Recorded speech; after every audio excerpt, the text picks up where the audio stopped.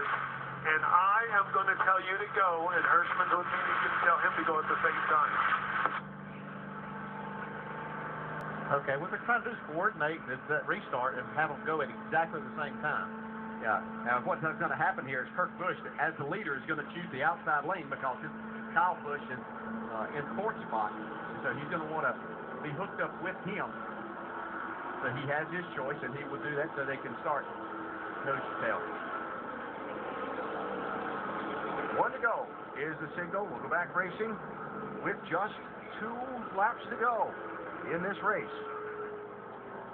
Remember, NASCAR does have rules that if the race is under caution at the conclusion of its scheduled distance, the race can be extended to try and get the fans a green flag finish. But once the leader has taken the white flag under green, the next flag ends the race, be it the yellow flag or the checkered flag. More repairs for Junior.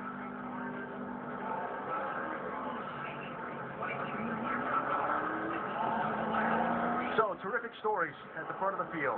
Kurt Busch beginning his redemption tour, 2012, with James Finch's Phoenix Racing. His brother Kyle, in his own Kyle Busch Motorsports nationwide entry for the first time. He's gone to the back of the pack 3 times today in that 54 car. You see the tattered right front fender. Still, he's lined up in row number 2. And on the inside, Tony Stewart, trying to equal Dale Earnhardt Sr.'s record for all-time nationwide wins at Daytona. You know, Earnhardt Sr. got his 7th nationwide win at this track in his 13th try, and it was the 5th in a row in a streak of consecutives. Tony Stewart trying to win his 5th in a row, and his 7th overall is in his 13th try at Daytona today in the Nationwide Series. We'll see if he gets number 7. Yeah, you know, when we saw Dale Earnhardt doing that, we thought, wow, that'll never happen again. And here Tony Stewart is in position to make it happen once again. Yeah, and all the while, he still hasn't won a 500. Just about the way it was with Earnhardt when he won his fifth race here. That could change the market. Yep. Good. 19 cars on the lead lap. 2 laps to go in a race that's seen 37 lead changes and lots of shuffling up front. Who's going to get to the checkered flag first?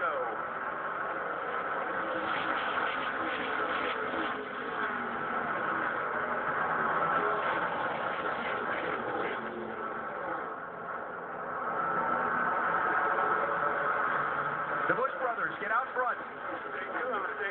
Stay to him. Joey Logano, outside lane in the 20. He's got a push in the draft. That's Trevor Bayne in the 60, the Daytona 500 defending winner. Coming back from 2 laps down, Trevor Bayne is. And Stewart boxed in for the moment. Yeah, that's the problem that they have right now. He and Elliott Sadler are tucked up, but they have nowhere to go right now. Could be clear here in just a second, though, to make that run. Yeah, you're pulling away from him a little bit. You're about 3 off a cut. Looks like Stewart's car. The white flag is out. The last lap is underway. Who gets back first if there's no accident? I think they're going to have a hard time, even though Logano has a big run, getting back Kurt and Kyle Busch right here. I don't know. Looks like they might have a run. They do. Back down, come back down, come back down. Cut the other way. Half a lap to go. Here comes Stewart in the 33 as Logano goes to the point. 3 wide in turn 4. A squeeze to the outside wall. Trouble in the corner. Hard, vicious crash. Who gets through to win the race? Caution flag has just been called. The race leader is James Butcher in the 30 car. Unbelievable. A heavy crash in the final corner of the race. Kyle Busch's car. Trevor Bayne. Ricky Stenhouse. It looked like Stewart tried to force it on the outside. Not quite enough room to make it happen. Well, he had the room. I think that maybe Joey Logano moved up to try to block that progress. It's Kurt Busch.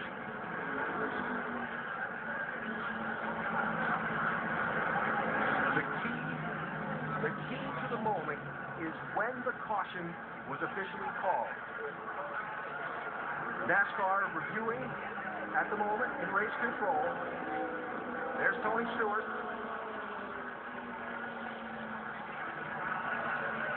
and we'll wait for confirmation of it, but when I heard NASCAR call the caution on its race control channel, James Buescher was out in front of the pack. We'll see. Stewart had an incredible run going into turn 3. I actually thought he had something maybe wrong with his car, maybe missing or something as they came down the front straightaway. They were hooked up, but they just weren't going anywhere with he and Elliott Sadler. And you're right, he had such a run.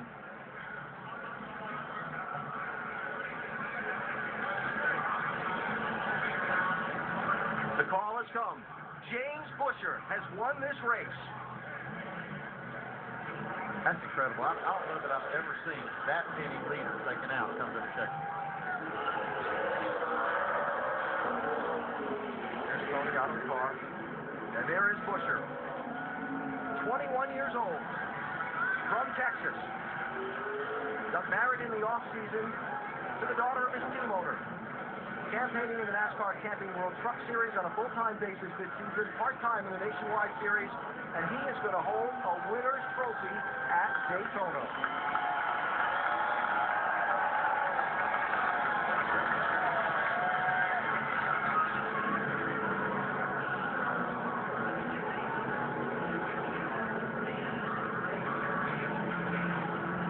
Yeah, this race was really about surviving, and he was the one that survived to the finish line. I really, as we go back and look at some of the replays, I want to see how he rolled through the wreck because he was 8th at the white flag. I don't think he was that high up when they were coming through turn 3 and 4. Yeah, I had to agree. Yeah, more cars than that wrecked in front of him. Some others that got through there, it had some damage, but Elliott Sadler and Austin Dillon didn't make it through. They're going to come out with somewhere maybe top 5 finishes. All right, turns 3 and 4 coming to the checkered flag. I really believe Logano pulls up in front to block Tony Stewart here. Let's see if that is what happened. Or is Trevor Bay? Now there's Logano.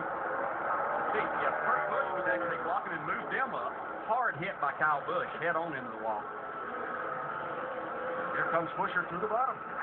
Yeah, I think maybe Brad Keselowski is going to finish 2nd and Elliott Sadler 3rd.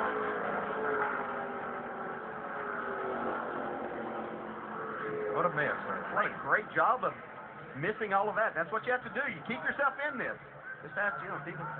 Over the years, we've seen it happen a number of times. Things happen on the last lap. But he's going to victory lane at Daytona.